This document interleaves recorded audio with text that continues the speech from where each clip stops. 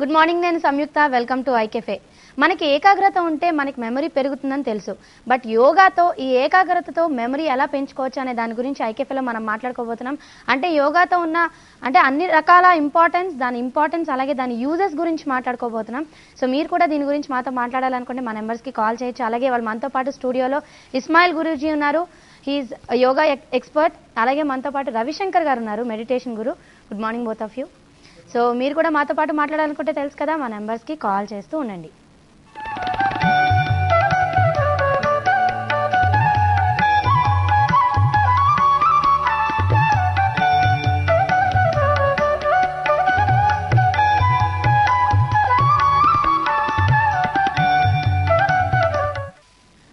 ఇస్మాయిల్ గారు, మనం యోగా అని మాట్లాడుకున్నప్పుడు ఓన్లీ యోగా అంటే బాడీకి సంబంధించిందేనా? యోగా అంటే శరీరానికి మనసుకు సంబంధించిందండి. శరీరానికంటే ఈ ఫిజికల్ బాడీలో బొట్టనవేలు నుంచి శిరస్సు వరకు ఏ అవయవంలో కూడా చిన్న రుగ్మత లేకుండా ఉంటే అప్పుడు అది శారీరక ఆరోగ్యం అంటారు. అలాగే మానసికంగా అన్నప్పుడు ప్రతి మనిషిలో 3 గుణాలు ఉంటాయి. ఒకటి తమో గుణం, రజోగుణం, సత్వగుణం. తమో గుణం అంటే చిన్న చిన్న లక్షణాలు అందరికీ ఉండొచ్చు. ఏంటంటే అవి భయం, పిరికితనం, అనుమానం, అపార్థం, అంతర్మదనం, ఊగిసలాట, నిద్రమత్తు, సోమర్తనం, బద్ధకం, నిర్లక్ష్యం, ఇటువంటి లక్షణాలు ఉంటాయి. వీటిని తమో గుణం అంటారు మానసికంగా. ఇంకోటి చూస్తే రజోగుణం, ఈర్ష, కక్ష, ద్వేషం, అసూయ, పోటీతత్వం, నా మాటే నెగ్గాలి, నేను చెప్పిందే వేదం అనేటువంటి సుపీరియారిటీ ఫీలింగ్లో ఉంటారండి. ఈ రెండు కాకుండా సాత్విక గుణం అనేది మానసికంగా డెవలప్ అవుతుంది. ఈ సాత్విక గుణం అంటే దయ, జాలి, కరుణ, ప్రేమ, ఆప్యాయత, అనురాగం, ఏకాగ్రత, జ్ఞాపక శక్తి, ప్రతిభ, సమర్థత, ఇటువంటి మంచి మంచి క్వాలిటీస్ అన్ని కూడా సత్వగుణంలోకి వస్తాయి. ఈ యోగ సాధన చేయడం ద్వారా శారీరకంగా మానసికంగా రెండింటి మధ్య సమతుల్యం ఏర్పడుతుందండి. ఓకే, అంటే మన శ్వాసకి మన ఆలోచనకి ఎలాంటి సంబంధం ఉంది అసలు? ఇప్పుడు మన శ్వాస రెగ్యులేషన్ సరిగ్గా లేదనుకోండి, ఆలోచన కూడా అలాగా వైబ్రేట్ అవుతుంటుంది. ఒకసారి శ్వాసను మనం కంట్రోల్ చేసుకున్నప్పుడు మైండ్ కూడా స్టడీ అయిపోతుంది. దీనికి చార్ట్లో మేము చూపించాము. ఈ శ్వాసక్రియకి మన మనసుకి మన కుండలిని శక్తి, శారీరక శక్తి ఉంది. ఈ మూడిట్లకి ఇంటర్ కనెక్షన్ ఉందండి. ఇందులో ఏది మాత్రం ఇరెగ్యులేషన్ ఉన్నా కూడా మొత్తం డిస్టర్బ్ అయిపోతుంది. కాబట్టి మేము యోగాలో ఈ ఫస్ట్ ఆసనము, దానివల్ల క్రమశిక్షణ వస్తుంది, ప్రాణాయామం వల్ల ఏకాగ్రత, మనసుకేమో ధ్యానం నేర్పుతాం, అక్కడేమో శాంతి ఏర్పడుతుంది అనమాట. ఇది ఇంటర్ కనెక్షన్ ఉంటుంది అనమాట. అంటే ఏకాగ్రతకి మన మనసుకి సంబంధం ఉందంటారు? ఉందండి, కంపల్సరీ ఉంది. అయితే మన శ్వాసను కంట్రోల్ చేసుకుంటూ ఏకాగ్రతని ఎలా పెంచుకోవచ్చు? ఇప్పుడు కొందరికి ఏదైనా ఎమోషన్స్ వచ్చినప్పుడు, కోపం వచ్చినప్పుడు, రాగము, ద్వేషం ఈ పెరిగినప్పుడు శ్వాసలో చేంజెస్ వస్తాయండి. ఇది చాలా మందికి తెలుసు. తర్వాత మళ్ళీ నార్మల్ అవుతుంది. ఎప్పుడైతే అది వస్తుందని తెలిసినప్పుడు రెగ్యులర్గా ప్రాక్టీస్ చేసే వాళ్ళకి ముందే తెలిసిపోతుంది ఈ ప్రాణాయామం అవి చేసినప్పుడు. సో వాళ్ళు కొంచెం అలర్ట్ అయిపోయి ఈ కోపం ఇక్కడ ప్రదర్శించకూడదు, this is not a right place అని వాళ్ళు రివర్ట్ బ్యాక్ అయిపోతారనమాట. ఇది ఒక క్రియ. ఇది సాధన చేస్తున్న కొద్దీ మనిషిలో చేంజెస్ వస్తుంటాయి. ఓకే, అయితే ఇంకా మనం ఇప్పుడు ప్రెషర్స్ చూస్తే ఒత్తిడి బాగా పెరిగిపోతుంది, చిన్న పనికి కానీ పెద్ద పనికి కానీ. సో ఈ ఒత్తిడిని తగ్గించుకోవడానికి ఏమైనా ఆసనాలు సజెస్ట్ చేస్తారా? ఒత్తిడిని తగ్గించుకోవాలంటే ముందుగా మన శారీరక శక్తి యొక్క నిల్వలు పెంచుకోవాలండి. ఒత్తిడి అనేది వచ్చింది అంటే మనం చేపట్టిన కార్యక్రమం ఈ స్థాయిలో ఉందండి, మన కెపాసిటీ తక్కువ స్థాయిలో ఉంది, ఫిజికల్ స్ట్రెంత్ కావచ్చు, మెంటల్ స్ట్రెంత్ కావచ్చు. అటువంటిప్పుడు దీన్ని మనం ఓవర్కమ్ చేయలేం, అధిగమించలేం. అప్పుడు ఏం చేయాలి? మన యొక్క శారీరక శక్తిని ఎప్పుడైతే డెవలప్ చేసుకుంటామో అప్పుడు మన శరీరంలో నిల్వలు పెరుగుతాయి. కాబట్టి మానసిక ఒత్తిడి అనేది ఉండదు. ఈ ఒత్తిడి అని వచ్చిందంటే అది ఏ పనైనా తీసుకోండి, మంచి పని కావచ్చు, ఏ పని అయినప్పటికీ ముందు ఒక ఫీలింగ్ కలుగుతుంది. అబ్బా నాకెందుకో అనే ఫీలింగ్ కలిగింది అంటే ఆ పని నుంచి చేసినటువంటి పని మొత్తం కూడా ఒత్తిడిగా కలుగుతుంది. కానీ నేనే చేయగలను, నాకే అవకాశం వచ్చింది, ఇది నాకు అవసరం అనేటువంటి ఫీలింగ్ ఎప్పుడైతే ఉంటుందో యాక్టివ్నెస్ డెవలప్ అవుతుందండి. దీనికి యోగ సిద్ధాంతంలో ఏం చెప్పారంటే, కర్మ సిద్ధాంతం ప్రకారం ఏ పని చేస్తున్నా కానీ 100% ఇన్వాల్వ్ అయిపోయి ఒక ఆటలాగా కొనసాగించాలి. ఇప్పుడు పోరాటం చేసామనుకోండి, ఫైట్ చేస్తే 10 నిమిషాల్లో కుప్పకూలిపోతారు. అదే ఆట ఆడుకోమంటే 3-4 అవర్స్ వాటర్తో సంబంధం లేకుండా ఆడుకోగలుగుతారు. అంటే మనం చేస్తున్నటువంటి పనిలో పూర్తిగా ఇన్వాల్వ్ అవుతూ దాన్ని ఆటలాగా కొనసాగించినప్పుడు ఏది కూడా ఒత్తిడి అనేది మనసుకు రాదండి. అలా ఉండాలి అంటే మనం కొన్ని ప్రాణాయామాలు ఇవి చేస్తూ ఉంటే ఆ బ్యాలెన్స్డ్ అవుతూ ఉంటుంది, వాటి నుంచి మనం అధిగమించవచ్చు. అయితే మీరు శ్వాసకి సంబంధించి ఏకాగ్రతను మన జ్ఞాపక శక్తి పెరగడానికి ఎలాంటి ఆసనాలు ఉన్నాయి మన చూపిస్తారా? సిద్ధాసనం ఒక చూపిస్తాం మేము స్టూడెంట్స్ కానీ. మీ స్టూడెంట్ స్వాతియా? స్వాతి. హాయ్ స్వాతి. ఓకే, దానికి సంబంధించిన ఆసనాలు ఎలా ఉంటాయి అసలు? ఇప్పుడు ఒక డెమాన్స్ట్రేషన్ ఇస్తామండి. సిద్ధాసనం పోజ్లో కూర్చోవాలి. ఓకే. అలా పాదాలు 2 సుఖాసనంలో వేసి సిద్ధాసనం పోచేరుకొచ్చేసి 2 చేతులు ఆ విధంగా తీసుకొని బ్యాక్ బోన్ స్ట్రైట్గా ఉంచి ప్రశాంతంగా కళ్ళు మూసుకొని కూర్చోవాలి. ఇది ఆసనం అండి. ఆసనం అంటే ఏంటంటే స్థిరంగా కదలకుండా ఎక్కువ సమయం మన శరీరాన్ని నిలకడగా ఉంచాలి. దాన్ని ఆసనం అంటారు. ఇలా ఆసనంలో కూర్చోవడం ద్వారా ఏమవుతుందంటే కామం కాస్త రామంగా మారుతుందండి. కామం అంటే బాగా కోపం, ఆటలాడాలి, పాటలు పాడాలి, అది చేయాలి, ఇది చేయాలి అని ఫ్రెండ్స్ అని రకరకాలుగా ఎనర్జీ లెవెల్స్ అన్నీ పెరిగిపోతుంటాయి. దాన్ని ఏకాగ్రత శక్తిగా మార్చుకోవడానికి ఇలా ఉంటుంది. నెగిటివ్ థింకింగ్ పాజిటివ్ థింకింగ్ అవుతుంది. భయం కాస్త ధైర్యంగా మారుతుంది. అది కేవలం ఒక ఆసనం యొక్క స్థితి.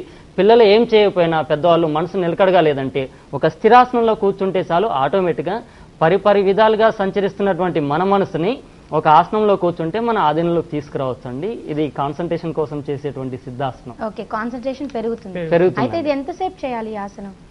మినిమం 3 నిమిషాల నుంచి 5-8 నిమిషాల వరకు కూర్చోవచ్చండి. ఇంకా సమయాన్ని పెంచుకుంటూ 25-30 మినిట్స్ వరకు కూడా కూర్చోవచ్చు. కానీ ముందుగానే ఒకసారి పెద్ద టైం అంటే అది కూర్చోవడం కష్టంగా ఉంటుంది. నిలకడగా మనం ప్రారంభం కొనసాగిస్తుంటే సాధన పెరుగుతుంటే ఎంత సమయమైనా కూర్చోవచ్చండి. అలాగే మనకి ఎక్సర్సైజింగ్కి చెప్తూ ఉంటారు బాగా ఎయిర్ తగిలే చోట చేయాలి అని. అలా యోగాకి తీసుకోవాల్సిన జాగ్రత్తలు ఏంటి స్టార్ట్ చేసే ముందు? Yoga first of all yoga అంటే ఓపెన్ ప్లేస్లోనే చేయాలండి. దీనికి సమయము తెల్లవారుజాము 4 గంటల నుంచి 6 గంటల వరకు చాలా బాగుంటుందండి. ఓకే. ఎందుకంటే ఆ టైంలో pollution level sound pollution, air pollution చాలా తక్కువ ఉంటుంది. ఈ యోగాలో మేము చేసే ప్రాణాయామం ఆసనం కాబట్టి ఈ ప్రాణాయామంలో మేము ఓపెన్ ఎయిర్, ఆక్సిజనేటెడ్ ఎయిర్ తీసుకోవాల్సి వస్తుంది కాబట్టి మార్నింగ్ చేస్తే చాలా బాగుంటుంది. ఇంకా స్టమక్లో ఎటువంటి ఒత్తిడి ఉండకూడదు. 3 to 4 అవర్స్ మీల్స్ తర్వాతే చేయాలి. డైజెషన్ ఎఫెక్ట్ ఇస్తుంది అనమాట. ఈ జాగ్రత్తలు తీసుకోవాలి. ఇంకోటి ఇది గురుముఖంగా నేర్చుకోవాలి. స్టార్టింగ్ 6 months వరకు ఈ టీవీలు చూసి, సీడీలు చూసి, ఇంటర్నెట్లు చూసి ఈ మధ్యన చాలా మంది ప్రాక్టీస్ చేస్తున్నారు. దీనివల్ల డిస్టర్బెన్స్ క్రియేట్ అయిపోతుంది సిస్టంలో. Autonomous system breathing and blood సర్క్యులేషన్లో డిస్టర్బెన్స్ వచ్చిందంటే మళ్ళీ దాన్ని ఎవరు రిపేర్ చేయలేరు, చాలా కష్టం.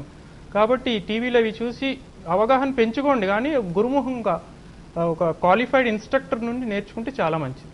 ఓకే, అయితే మనం ప్రాణాయామం అని మాట్లాడుకుంటున్నాం. దీని గురించి చాలా మందికి తెలియదు. సో ప్రాణాయామం గురించి చెప్పండి. ప్రాణాయామం అంటే ప్రాణశక్తిని నియంత్రించి శరీరంలోని అన్ని అవయవాలకు పంపిణీ చేసేటువంటి ప్రక్రియని ప్రాణాయామం అంటారండి.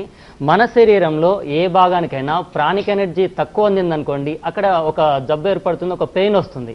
ఏదైనా అవయవానికి ఎక్కువ అందినా అక్కడ కూడా ప్రాబ్లం వస్తుంది. అంటే ఒక బల్బును చూసినట్టయితే ఒక 100 candle బల్బు లో వోల్టేజ్ పవర్ వస్తే డిమ్గా ఉంటుందండి, హై వోల్టేజ్ వస్తే బల్బు మాడిపోతుంది.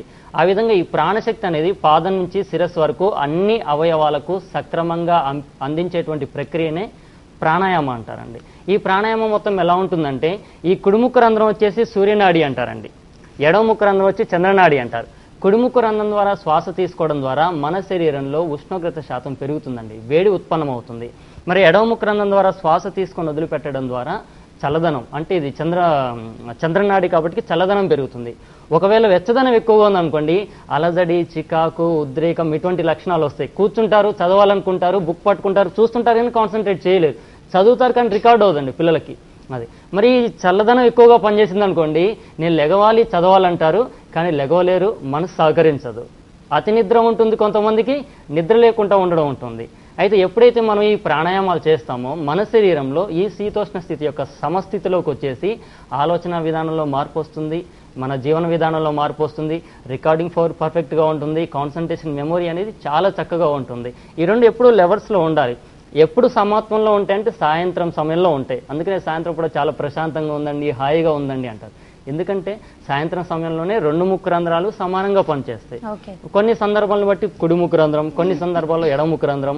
ఈ ప్రాణాయామాల ద్వారా అవి లెవెల్ అయిపోతాయి కాబట్టి ఏకాగ్రత శక్తి. ప్రాణాయామం ఎలా చేయాలో చూపించగలరా? చూపించగలమండి. ఇప్పుడు మేము పాపతో చేయించేది మూర్ఛా ప్రాణాయామం అండి. మూర్ఛా ప్రాణాయామం అంటే చిన్న ఎగ్జాంపుల్, పిల్లల్ని ఎవరైనా టీచర్స్ కానీ ఎవరైనా క్వశ్చన్స్ అడగగానే మర్చిపోతే అబ్బా గుర్తు రావట్లేదని ఈ చేయి తీసుకెళ్ళి అందరూ ఈ తల వెనకాల పెట్టి ఇలా గీరుతూ ఉంటారు. అంటే ఎందుకు చేయి తీసుకెళ్ళి ఇక్కడే ఎందుకు గీరాలి అంటే మానవుడి యొక్క వీపు భావంలో ఎడమ వైపున ఇడ అనే నాడి, కుడివైపున పింగళ అనే నాడి, మధ్యలో సుష్మా అనే నాడు ఉంటుంది. ఈ 3 నాడులు కూడా కలయికతో ఉంటాయండి. ఈ 3 నాడులు వచ్చేసి ఇక్కడ చిన్న మెదడులో ఒక భాగంలో జాయింట్ అవుతాయి, దాన్నే మెడుల్లా ఆబ్లాంగేటా అంటారు. ఆ భాగంలో మనం ఎప్పుడైతే మర్చిపోయాని చెప్పేసి ఇలా చేయి కదిలిస్తామో కొన్ని రసాయనాలు ఉత్పన్నమై మర్చిపోయిన విషయాలు గుర్తుకొస్తాయి అన్నట్టు. దాన్ని డెవలప్ చేసుకోవడానికి మేము మూర్ఛా ప్రాణాయామం చేపిస్తాం. ఇలా ఆసనంలో కూర్చోవాలి, ఎడమ చేతిని ఒళ్ళో వెళ్ళకిలా తీసుకోవాలండి, వెన్నుముక నిటారుగా ఉంచి ఊపిరితిత్తులు నిండుగా శ్వాస తీసుకోవాలి. శ్వాస తీసుకుంటూ తలను పైకెత్తి 2 వేళ్లతోటి కుడి ముక్కు రంధ్రాన్ని మూసి ఉంచాలి, 2 ముక్కు రంధ్రాలని. అంటే శ్వాస తీసుకున్నాం కదండి, తీసుకున్న శ్వాసని మనకి ఎంత సమయం వీలైతే అంతవరకు బంధించాలి, ఆపి ఉంచాలి. ఆపి ఉంచి 2 కళ్ళతోటి పైవైపు ఆకాశాన్ని చూస్తున్నట్టుగా ఉండాలి. మనం ఎంత సమయం ఉండగలిగితే అంత సమయం ఉండి, ఇక ఉండలేము అనుకున్నప్పుడు చేయిని తొలగిస్తూ లోన ఉన్న శ్వాసను మొత్తం బయటకు వదిలేయాలండి. ఇప్పుడు మనం చేసిన ప్రాణాయామాన్ని మూర్ఛా ప్రాణాయామం అంటారు. ఈ విధంగా చేసుకోవచ్చండి. ఓకే, అయితే మనం యోగా ఏ ఏజ్ నుంచి చేయడం స్టార్ట్ చేయొచ్చు? 5 సంవత్సరాల నుంచి యోగా చేయొచ్చండి, కానీ 5 సంవత్సరాల వరకు తప్పనిసరి అనేది లేదు. 11వ సంవత్సరం నుంచి యోగా ప్రారంభించాలి. ఎందుకు 11వ సంవత్సరం నుంచి అంటే, ఈ 11, 12 సంవత్సరాలు వచ్చినప్పుడు పిల్లల్లో కొన్ని రకాల ఆలోచనలు రావడం, కొన్ని రకాల సంస్కారాలు ఉత్పన్నం అవ్వడం, బయట సొసైటీ మీద ఆకర్షితులు అవుతూ ఉంటారు, ఎక్కువ ఎనర్జీ ఇదంతా డెవలప్ అవుతూ ఉంటుంది. అటువంటి సందర్భంలో వాళ్ళ గత జీవితం తాలూకున్నటువంటి సంస్కారాలు కానీ, రెచ్చగొట్టబడుతున్నటువంటి సంస్కారాలు ఏవైనా ప్రశాంతంగా ఉండి ఆ కామశక్తి కాస్త ఓజోశక్తిగా మారాలి. ఒక మంచి జీవన విధానంలోకి పిల్లలు వెళ్ళాలి అంటే 11వ సంవత్సరం నుంచి ఇంకా వాళ్ళు సాధన చేసినట్టయితే ఎటువంటి ప్రభావం ఉండదండి. ఇదే సాధన లేకపోతే ఆ ఇంద్రియాలు అనేవి పగ్గాలు లేనటువంటి గుర్రాలు మరి పరిగెత్తుతూ ఉంటాయి. ఈ సాధన ద్వారా వాటిని మనం హ్యాండ్ ఓవర్లో చేసుకోవచ్చు. కాబట్టి మినిమం 11 సంవత్సరాల నుంచి కంటిన్యూ చేయాలి. ఓకేనండి, మరింత దీని గురించి మాట్లాడే ముందు, అలాగే కాల్స్ కూడా ఉన్నాయి, కాలర్స్తో మాట్లాడే ముందు ఐకేఫీలో ఒక బ్రేక్ తీసుకుందాం. Stay with us. చిక్ బం బం చెయ్యి బాగా, ఒంటికి యోగా మంచిదేగా, లేజీగా ఒళ్ళు పెంచుకోక, నాజుగా ఉంచు తీగలాగా, ఈజీగా రాజయోగా, ఏజిని మరిపించేయగా, ఈడు ముడతల ధూళి దులుపునుగా.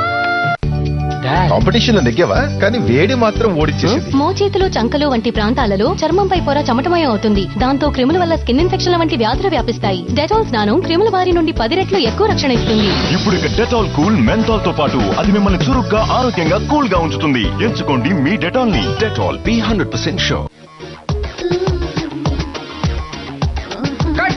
ఏదో మిస్సింగ్ యా.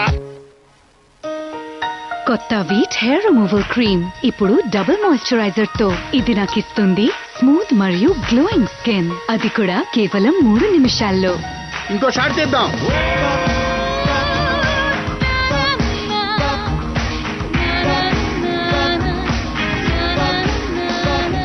వీట్ ఒక అందమైన అనుభూతి. డెటాల్ వాడడానికి ఏ రోజు మంచిది? మండే ఆయన జెంటిల్మెన్ అయినప్పుడు, వెడ్నెస్డే ఆయన స్పోర్ట్స్ మ్యాన్ అయినప్పుడు, లేదా సండే ఆయన ఫ్యామిలీ మ్యాన్ అయినప్పుడు. నిజం చెప్పాలంటే ప్రతిరోజు కూడా, ఎందుకంటే క్రిములు ఏ రోజు సెలవు తీసుకోవు.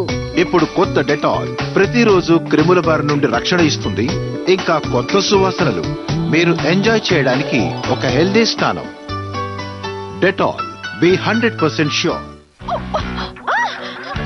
ఈ మరకని నేను ఎప్పటికీ పోగొట్టలేను. బ్రహ్మాండంగా పోగొట్టగలవు, అది ఫస్ట్ టైం లోనే. You're going to love this. ఇదిగో కొత్త వానిష్ ఎక్స్పర్ట్ స్టెయిన్ రిమూవర్. ఒక్క స్కూప్ చాలు. దీంట్లో ఉంది 10 రెట్లు ఎక్కువ ఆక్సిజన్. అది జిడ్డు మరకల్ని పోగొడుతుంది ఫస్ట్ టైం లోనే. అమేజింగ్ కదా. ప్రతి ఉతుకులో డిటర్జెంట్ తో పాటు వాడు. ఒకే ఒక scoop Vanish. New Vanish. Trust pink. Forget stains. ఏదో మిస్సింగ్ యా. కొత్త వీట్ హెయిర్ రిమూవల్ క్రీమ్ ఇప్పుడు డబుల్ మాయిశ్చరైజర్ తో. ఇది నాకు ఇస్తుంది స్మూత్ మరియు గ్లోయింగ్ స్కిన్, అది కూడా కేవలం 3 నిమిషాల్లో. ఇంకో షాట్ చేద్దాం.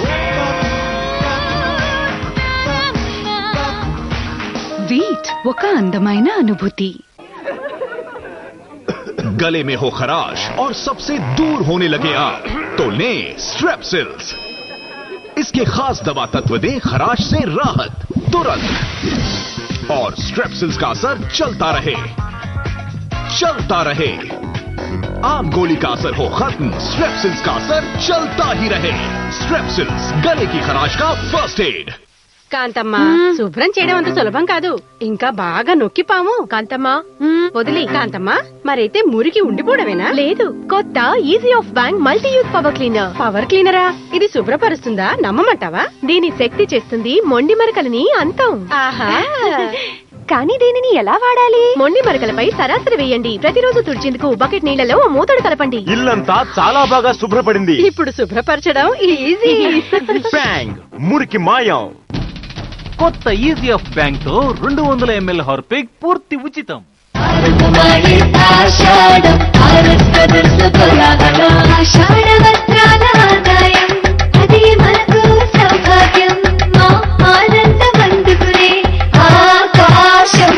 ఆర్ఎస్ బ్రదర్స్ లో ఆషాఢం మెగా ఆఫర్ 15 నుంచి 70% వరకు డిస్కౌంట్ సేల్. RS brothers.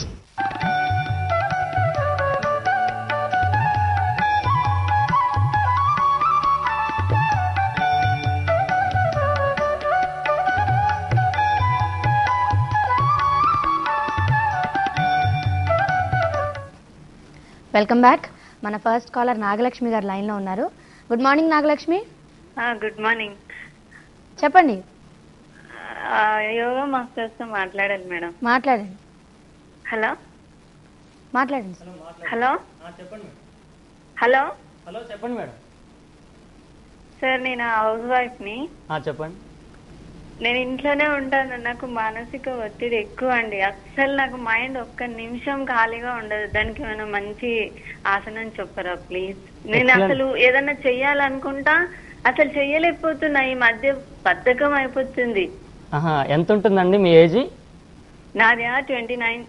30 వస్తుంది వచ్చే నెల. సో హౌస్ వైఫే కదా మీరు? అవునండి. ఇంకా వేరే పనులు ఏమైనా ఉంటాయా? ఏముందండి, ఏమీ ఉండవు అంతే. ఇంకా సరే అండి, తప్పకుండా మీకు ఆ ప్రాబ్లం తీయడానికి ఒక ప్రాక్టికల్ ఉందండి. మీరు టీవీ ముందు కూర్చొని మా పాప చేస్తారు. చేసినప్పుడు నేను చెప్తాను వివరణ, మీరు చూస్తూ ఉండండి.